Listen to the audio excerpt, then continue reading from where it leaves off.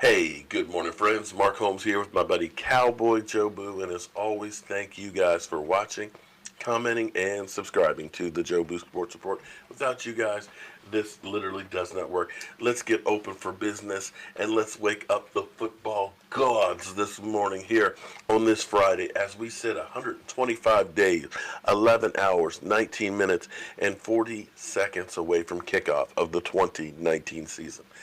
Guys, time is going by so fast.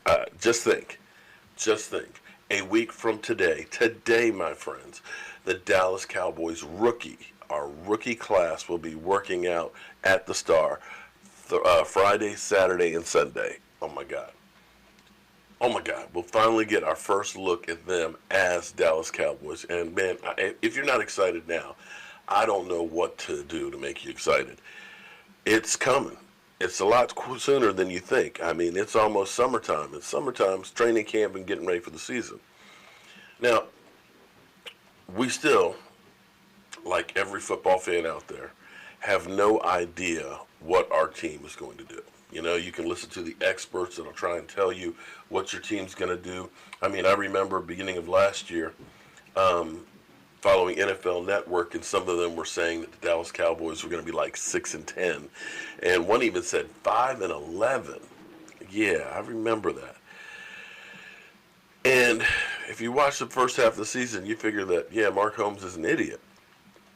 Well, a lot is going to have to do with the health of players. Let's make no mistake about it. If you have a Cam Newton who can't throw the football down the field because of a shoulder injury, it lessens your chances of winning. Let's be honest. You lose a player here and there, it makes a difference. And the Cowboys, you know, as much as the Eagles will talk about, well, we lost players and we were beat up and this, that, and the other, making excuses. Because we had Zach Martin in training camp last year, hurt his knee and not be able to practice, and played all season on a bad wheel. We saw him go out at halftime early in the Redskin game. We saw him not finish up against the Eagles and miss a couple games there. We lost Travis Frederick, one of the best centers, all-pro centers in the NFL. Buddy, if you don't have an offensive line that's together, it makes it difficult to win. So I don't want to hear excuses from those sorry-ass Eagle fans. But I'm going to play this clip from First Tape with Skip, because it's actually very insightful, because you have Mark Schlereth, brain fart here, former Washington Redskin and Denver Bronco player who had something like 20-plus knee operations, who also had exactly what Travis Frederick had. And it'll give us a little insight onto what we can expect from Travis Frederick, as well as his opinion, being a person who doesn't like the Dallas Cowboys, on how the Cowboys will play this season. They won the NFC East last and then lost the divisional round in the playoffs, but Jerry Jones, well, he thinks they'll be better in 2019. Jerry said, quote, "There is no tangible reason we shouldn't be expected to be better than we were last year." Jerry added, "I think we've made improvements coaching-wise. We're going to have real scheme changes on offense that is going to improve us." Helen Moore is the new offensive coordinator, and Dallas added wide receiver Randall Cobb. We're joined by NFL analyst Mark. Yes, here we go. This is the million-dollar question. Yep. Will the Cowboys be even better than last year? Well, understand that I hate the Cowboys with a intensity of 1,000 suns, okay? As a former skin, I don't like the Cowboys. But I recognize where they are. I think they will be better. You know, we always talk in baseball strength up the middle. Think about what they've done. They're going to get Travis Frederick back, who's one of the best centers in football. By the way, you went through his same syndrome. Guillain-Barré syndrome, Guillain-Barré syndrome. I did. For me, it was about an 18-month recovery. I was very sick for a very long time, but he was not, I don't believe that he was as bad as I was, but he missed the year.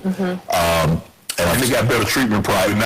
Right, exactly. And I had talked to the Cowboys. I think he's doing pretty well, but that's a huge upgrade. Did your strength come back after 18 months? Did you get back to full strength? Yeah.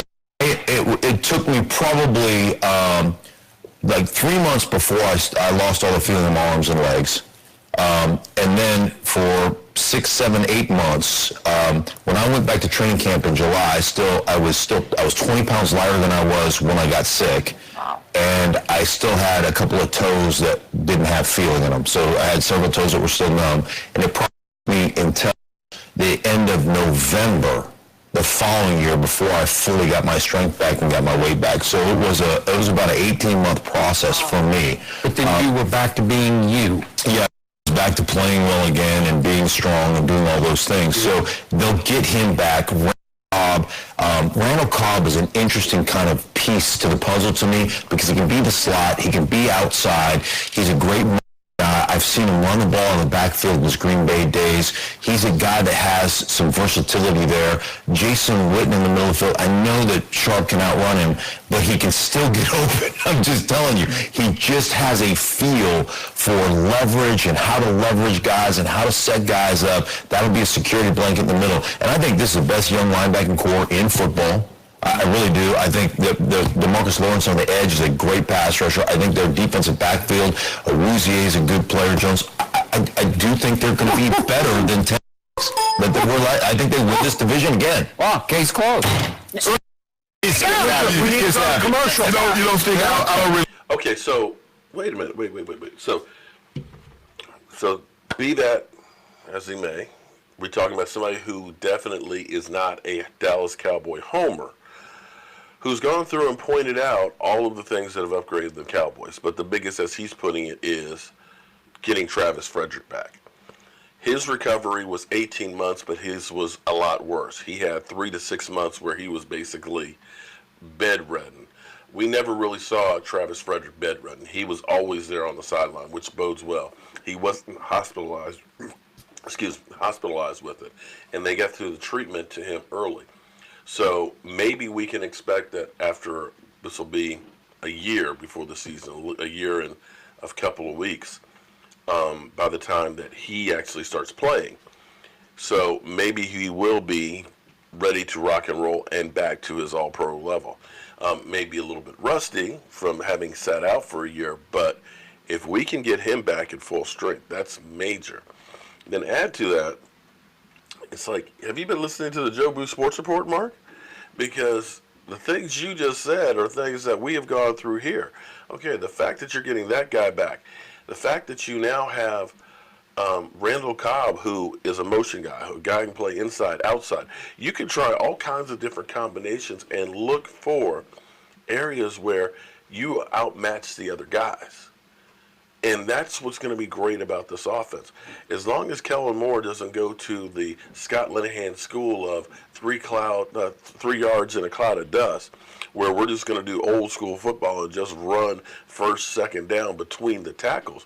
If he starts using some of these weapons that we have, this team can be a lot more dynamic on offense. And I know a lot of you out there are still saying Dak sucks, Dak Prescott is dink and dunk and yada, yada, yada.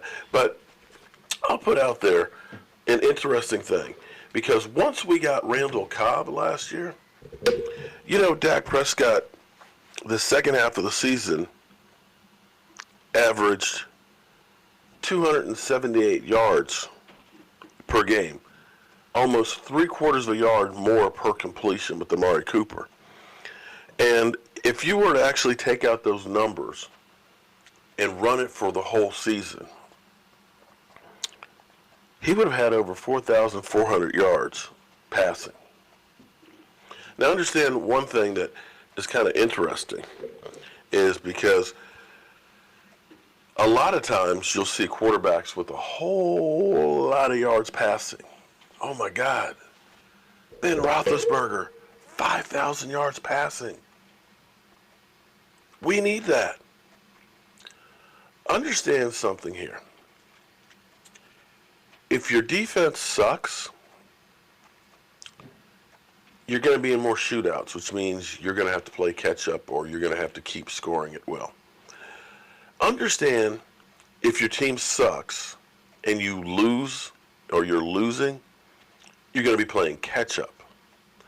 Understand, if your team sucks and you're way behind, defenses are going to give you the short field and just try and run out the clock and allowing you to have a lot of garbage time yardage. Look at some of the top passers last year. Ben Roethlisberger, Aaron Rodgers, Matty Ice, Kirk Cousins. All those yards, and they were home for the playoffs. When you are leading in games, when your team is good, by nature, you're trying to run out the clock. You're going to run the ball more. You're going to pass less. You're going to take less risks. And so your yardage won't be up there. So when they give you statistics, understand between mean, median, mode, and modulation, you can prove two opposite points with the same set of data, depending on which formula you use and how you use it. So to say that Kirk Cousins had a much better year than Dak Prescott, you could say he passed for more yards. But I believe he was watching Dak Prescott play in 2 playoff games. So we'll see where that goes. We're going to have some more stuff for you guys later on. We'll be here doing some work here in the man cave, in the workshop and stuff. And we have a second channel that I'm going to start doing live stream videos and stuff on during the day as we get more and more subscribers. Joe Boo's Day Job. Let me make sure I get it right. Holmes. And I'll put the link in the description. So as we get more and more people, we'll start doing more and more stuff on there as well. Let's run a little bit more of this clip while we're here. Let's see what Skip has to say. I would like to disagree with you because we had some great fun back in the day with the championship, but you're absolutely wrong. Because let me tell you what's working against them. That first place schedule, and I think the biggest reason, the quarterback. You will not give it up. I'm not going to give it up. He is, you will not give it up. When he becomes great, I will give him credit. Really not great. But anyway, as I was saying, at the Saints, because you know something happens when you play a first place schedule, Steve. Yeah. You play the second place schedule. You know what? Well, the year before when you played the first place schedule, what happened, Skip? Took that L. And then this year you come out, you play a second place schedule, and then all of a sudden you're feeling good about yourself. You're pounding your chest. You got Jerry going on national TV. There's no reason whatsoever. No tangible. Yeah, I got a lot of tangible reasons. Things you can put your hands on. Yeah. Because, like I said, Skip, when you play this first place schedule, that November, when y'all have to go play the Patriots, I just can't wait. Early December, Chicago, Chicago get really cold. That's a night game too, Steve. I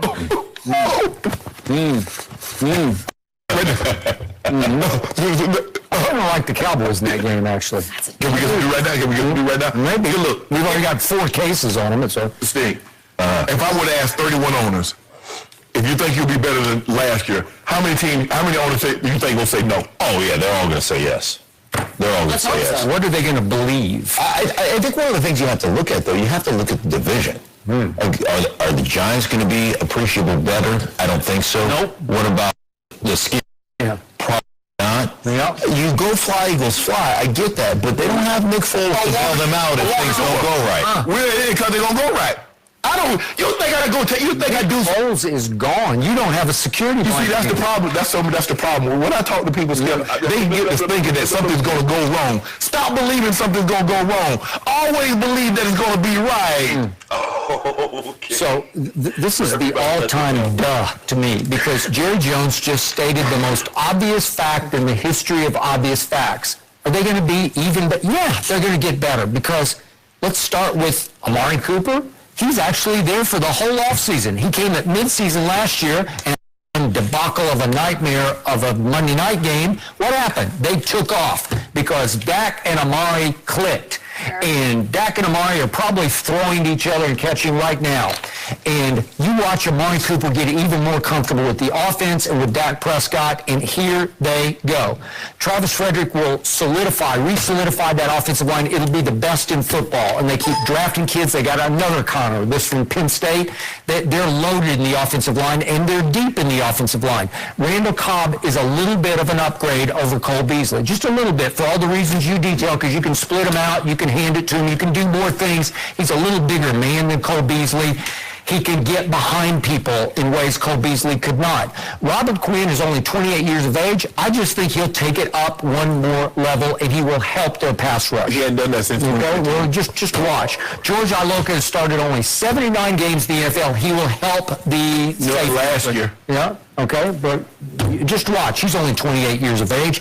And to your point, Jaron Smith and Leighton Vander Esch will only be a little better, if not a lot better this year, and they're already really good. So that leaves me, my quarterback and my running back. They are just entering their prime. That's all they're doing is entering. They now know how to be pros, how to play pro football, and here they go, and watch. Both of them will have even better years than they had last year. Well, I expect Zeke to. I expect Zeke because he's how you butter's bread.